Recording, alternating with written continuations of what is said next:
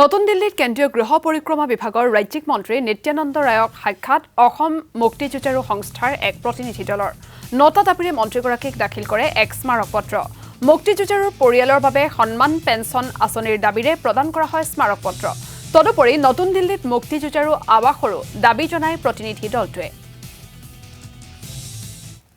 অসমৰ তথা সমগ্ৰ ভাৰতবৰ্ষৰ শ্বহীদ পৰিয়াল আৰু মুক্তিযুঁজাৰু পৰিয়ালৰ নতুন দিল্লীৰ ৰাজধানীত থকা বহা বা কোনো সভা সমিতি কৰাৰ কোনো ব্যৱস্থা নাই।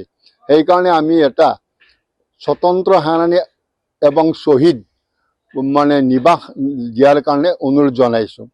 আমাৰ ভাৰতবৰ্ষৰ পুৰণা যিটো আমাৰ সাংসদৰ চৌহদ আছিলে, সেই চৌহদত এইটো আমি শ্বহীদ আৰু মুক্তিযুঁজাৰুৰ স্মাৰক হিচাপে দিয়াৰ কাৰণে আমি তেখেতক আহ্বান জনাইছোঁ।